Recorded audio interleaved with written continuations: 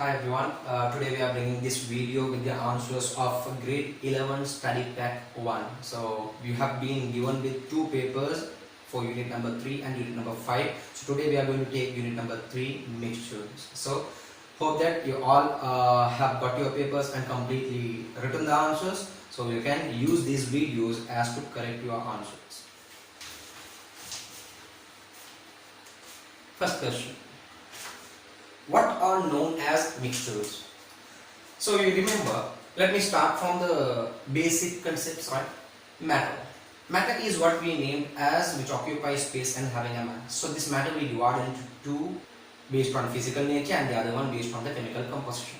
Based on the physical nature there are three types of matter: solid, liquid and gases. And based on the chemical composition we divide them into two. What are the two? Pure substances and non-pure substances. And pure substances further we divide it into elements and compounds. Non-pure substances we are dividing them into homogeneous and heterogeneous. So non-pure substances are what we name as mixtures. Right. So how do you define mixtures? There are three factors. What are the three factors? Mixtures are the matter consisting of two or more substances. What is the first factor? Two or more substances. And the second factor is are not chemically combined. And the third factor is can be separated by physical methods. Accordingly, all three together, mixtures are the matter consisting of two or more substances which are not chemically combined and can be separated by physical methods. Right. And number two, briefly define the types of mixtures. So there are two types of mixtures: homogeneous mixtures and heterogeneous mixtures. So how do you divide them? Homogeneous mixtures, they are the mixtures where the components cannot be separately identified, separately observed. At the same time, they are uniformly distributed throughout the mixture. Alright, so how do you write them? The mixtures where the components cannot be separately identified and are uniformly distributed throughout the mixture, they are what we term as homogeneous mixtures. Right? Heterogeneous mixtures. Same way, components can be separately identified. Okay, the components can be separately identified and the mixture's composition is not uniform. So accordingly, how do you define them? The mixtures where the components can be separately identified or observed and are not uniformly distributed throughout the mixture, they are called heterogeneous mixtures. Number 3. Classify the following mixtures as we have mentioned above, right? Homogeneous, heterogeneous. So you can mark it there. Sugar solution, salt solution, vinegar, air and brass as well drinking water, they are homogeneous mixtures because the components cannot be separately identified and a uniform composition they do have, right? And the next one, the rice and husk mixture, soil, salt and sugar, cement mortar, ice cream, fruit salad. These are heterogeneous mixtures because the components can be separately identified. Okay, components can be separately identified as well. They don't have a uniform composition, right? And then number 4, define solubility. So how to define solubility? This definition also consisting of three factors. Number 1, mass of the solute. Mass of the solute dissolved in. Number 2, 100 grams of solvent. There's a standard value, standard level, that is 100 grams of solvent. And the third point, the condition. What is the condition at a given temperature? Okay, so accordingly, how do you define that? The mass of the solute dissolved in 100 grams of the solvent at a given temperature is called as the solubility of that solvent. State the factors that affect the solubility of a solid. There is a good question. So there are three factors. What are the three factors? Temperature, nature of the solute, nature of the solvent. When the temperature is increased, solubility will be increased. When the temperature is decreased, solubility will be decreased. This is for solids. Alright. Nature of the solute and nature of the solvent you take, there we have to discuss about the polarity, and the next question there it will be regarding polarity, there will be discussing about. And number 6, state the factors that affect the solubility of gases and briefly explain their effects on solubility of gases. So for gases there are two factors affecting: temperature and the gaseous pressure. Temperature when you take for the gases is completely different for solids. Solids there we take temperature increases, solubility will be increased. But here, when the temperature is increased, solubility of a gas will be decreased. And when the temperature is decreased, solubility will be increased. That is for temperature.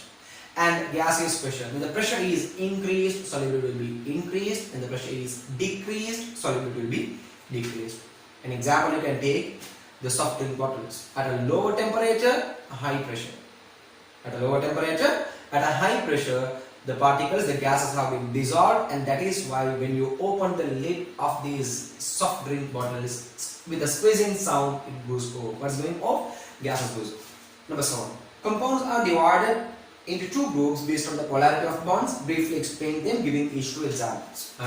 Polarity, we say, if the compounds are getting polarized means they are getting charged. Okay, we have given you an example too. Let me take A and B. A and B. This is a common example always I give, right? So this A and B when you take, right? I'm saying that electronegativity, the ability to attract the electrons towards themselves, of A and B you take, it is equal, I say. If it is equal, the electrons will be distributed symmetrically. So electrons are distributed symmetrically. At this time, there is no polarization takes place. So this is called a non-polar compound. It is a non-polar compound, right? Let me take the same way. If the electronegativity of A and B you take, I say B is more than A. B is more than A. Earlier the electrons were symmetrically distributed, but now the electrons will be attracted by B because B is highly electronegative. So electrons will be moving towards B, giving a minus, a negative charge for B. So B will be getting a small minus charge, compared to that A will be getting a small plus charge. So at this time electrons are asymmetrical. Because of this, they are getting polarized, so such compounds we name as polar compounds. Right? Polar compounds. So based on the polarity, this is how we divide as polar compounds and non-polar compounds. Alright? And again we divide the compounds based on the carbon availability. So we divide them as organic and inorganic compounds. So comprising all four, we divide the solutes and solvents into four. What are the four?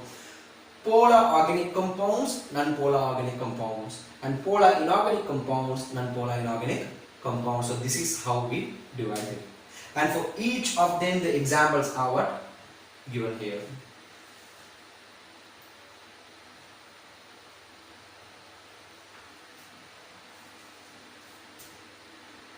Right? And I said one theory I'll be discussing later, that is regarding the nature of the solvent and nature of the solute, how they are soluble. So one small statement, what is that? Like dissolves in like. That means polar solutes dissolve only in polar solvents, non-polar solutes dissolve only in non-polar solvents. That means polar in non-polar or non-polar in polar will never ever be dissolved. Then question number 8. Mention 2 precautions that should be taken when handling organic solvents. So what are they? When you are handling with these organic solvents during these experiments and all, you should have to use hand gloves. Okay, and there are some techniques you have to follow up with. For example, acid and water you take, acid should be added to water. Water should not be added to acid. So proper techniques you have to use. Okay, and clean and clear experimental apparatus you have to use. It should not be dusted out, or it should not be having any sort of particles over there. And also when you are taking the particles, when you are taking the elements or compounds, when you are measuring them, that should be measured accurately. Okay, so these are some precautions that you have to take. And question number 9. What is the standard way of expressing the composition of mixtures? So there are 5 composition of mixtures you have learned about, as a mass fraction, as a volume fraction, as a mole fraction, mass to volume fraction, moles to volume fraction. Out of these 5, the standard way of giving the composition is moles over volume. We are giving a term for that, that is concentration. So to define it, we have to state in this way: the mass of the solute dissolved in a unit volume of the solution. Always solute dividing by solution. So once again, the mass of the solute dissolved in a unit volume of solution is called as its concentration. So that is the definition of concentration. Number 10. A sugar solution is prepared by dissolving 20 grams of sugar in 180 grams of water. Give the composition of this solution as a percentage of M over N. Mass as a percentage, I am writing in short. Mass of the solute dividing by mass of the solution. Solute dividing by solution. So what is the solute here? Sugar. Sugar is the solute and water is the solvent. So accordingly, mass of the solute is given as 20 grams dividing by mass of the solution should be 20 plus 180 grams. It's because solute plus solvent is equal to solution. So 20 grams dividing by 200 grams, right? So let me stop here now. So this is the way of finding out the fraction. So can you remember one more part we have marked? That's a percentage.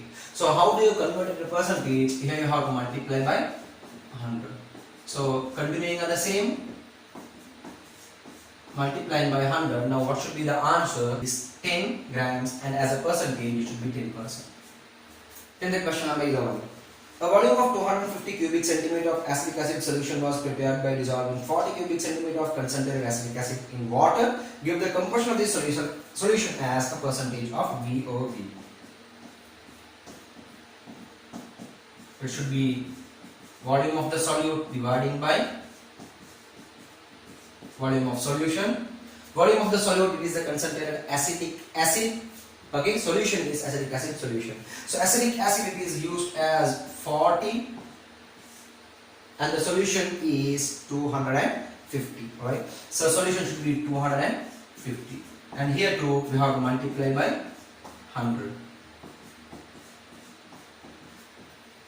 Here the final answer will be 16%.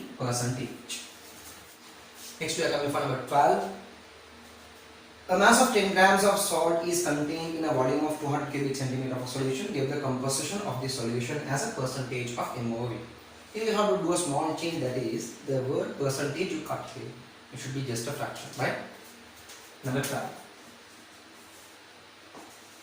Mass over volume. Mass of the solute dividing by volume of the solution. Mass of the solute is 10 grams dividing by volume of the solution is 200 cubic centimeter. So straightly I have to divide it. Final answer will be 0.05 grams cubic centimeter to take up per cubic centimeter. So that is the mass over volume fraction. Next we are coming for number 13. 2 moles of sodium hydroxide have been dissolved in 2 cubic decimeter of the solution. Find the concentration. How do you find out the concentration? Concentration equal moles of the solute dividing by volume of the solution, and this is the standard way of expressing the composition of mixtures, right? So moles of the solute, it is given as 2 moles dividing by the volume of the solution is given as 2 cubic decimeter. You see, cubic decimeter is what we are using as the standard form here to measure the volume. So accordingly, 2 dividing by 2, it should be 1 mole. dm plus 3, when you take it up, it becomes dm minus. So how do you read this? 1 mole per cubic decimeter, that's the answer. Next, question number 40. Here there is a small change. It's given as sodium bicarbonate that should be converted into sodium carbonate. So accordingly, the question should be, calculate the mass of sodium carbonate required to prepare 500 cubic centimeter of 2 moles per cubic decimeter sodium carbonate solution. So what's the volume here? It's saying that 500 cubic centimeters. And the concentration is given as 2 moles per cubic decimeter, and these are the data. So we have learned 2 ways to find out the answer. One is the word statement, the other one is using equation, using formulas, right? So let me write it down. You see now, always here only 2 equations basically you use, additionally with 1 equation. What is the additional equation? The molar mass. You have to find out the molar mass of the compound. And then what are the 2 equations? Moles equal given mass dividing by molar mass, and then concentration equal moles over volume. This is what will be up and down change according to the question. Here you see concentration volume given means, what is the very first equation you have to use? Concentration equal moles over volume out of the 2 equations. So anyhow, let me start from the molar mass. Molar mass of whom? Sodium carbonate. Sodium, it is 23. So there are 2 sodium, 2 into 23 plus carbon it is 12 and 3 oxygen 3 into 16. When you add this all, it will be giving you an answer 106 grams per mole, right? And then the second part I am using now concentration.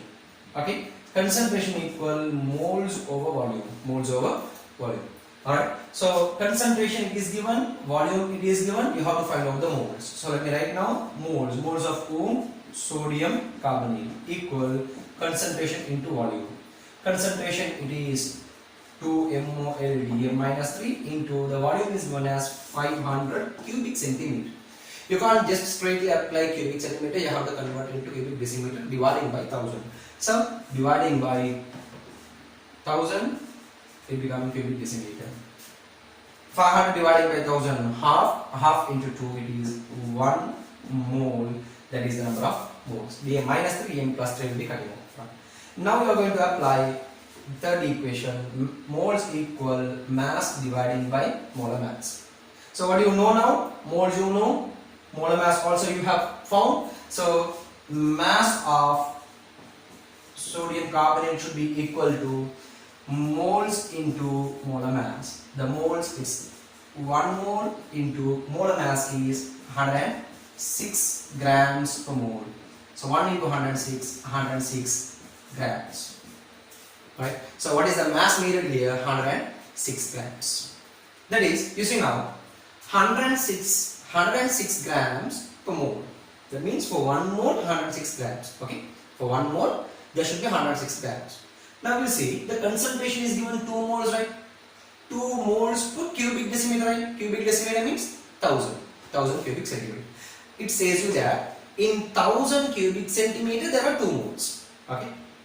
The question asks you, what if it is 500 cubic centimeter? For 1000 cubic centimeter if it is 2 moles, for 500 cubic centimeter it should be 1 mole, correct? 1 mole, now we are combining with this. For 1 mole how many grams? 106, and that is 106 grams that we have found. Is that clear? This is how you clarify your answer with this correct problem. Okay? For next question, number 15.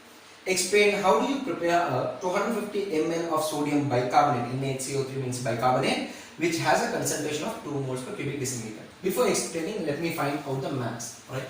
Here too, number 15. Sodium bicarbonate, and the volume is given as 250 ml. Ml means cubic centimeter, you can write it. And the concentration is given as 2 moles per cubic decimeter. Okay.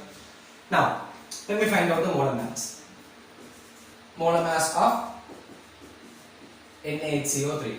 Sodium is 23 plus hydrogen 1 plus carbon 12 plus 3 oxygen 3 into 16. What's the total you are getting here? 84 grams per mole. Right? 84 grams per mole. Let me use the word statements now. That is, since concentration is equal to 2 mole per cubic decimeter, right? Amount of sodium bicarbonate moles in 1000 cubic centimeter of solution. How much is it? 2 moles. Cubic decimeter means 1000 cubic centimeter, right? In 1000 cubic centimeter there are 2 moles. The question asks you 250. Then amount of moles in 250 cubic centimeter solution. How to find it? 2 moles divided by 1000 into 250. So the moles should be here 0.5 moles. Now you know the moles, right? And you have found the molar mass too. Now you can find out the mass needed. So I can write now. Hence, the mass needed to prepare the solution, mass equal moles into molar mass, moles into molar mass, 0.5 5 moles into 84 grams per mole. Alright, so what's the answer there? 42 grams. Alright, so that means how much sodium bicarbonate should be measured here? 42 grams. So how do we write the statements? You have to write like this. Measure 42 grams of sodium bicarbonate accurately using either triple beam balance, 4 beam balance or chemical balance. That's the first statement. And the second statement, select a clean 250 cubic centimeter of volumetric flask. So why do we need 250? Because we have to measure 250 ml, 250 cubic centimeter. And the third one, remove the stopper of that and place a clean funnel. And then the next one, transfer the weighed sodium bicarbonate, that 42 grams of sodium bicarbonate, completely into the volumetric flask through this funnel using wash bottle. And the next one, using the wash bottle, wash out the inner surface of the funnel as well as the wash glass, the surface of the wash glass completely, and transfer that water into the volumetric flask. Now you have added the measured weight into the volumetric flask, and thereafter you have to add water up to two-third of the volumetric flask. And then what you do, you have to shake it well until sodium bicarbonate is completely dissolved well. So once it is completely dissolved, what you do then, you have to add water until the 250 cubic centimeter level of the volumetric flask, and you have to keep the eye level like this. You should not look from the top to bottom, it's wrong. You have to keep it on your eye level. Over there the level of 250 cubic centimeter, and you have to add water finely, correctly up to that level. Now when the water level becomes exactly to the point of the meniscus of these liquid, you have to stop adding water, and then you have to completely stop it and shake it well. So this is how you prepare the standard solution of the solution as mentioned in the question. So these are the answers for the first 15 questions of grade 11 study pack 1 in mixtures, right? So there are 15 more questions, and they are actually theoretical questions. You can refer the two to learn, and then you can write, don't copy paste, right? So you refer it and you write it down. And again, we'll be coming back to you with another video with those answers for the next questions in our mixtures study. To get notified about our next videos, subscribe to our YouTube channel Science with Anas Mohideen.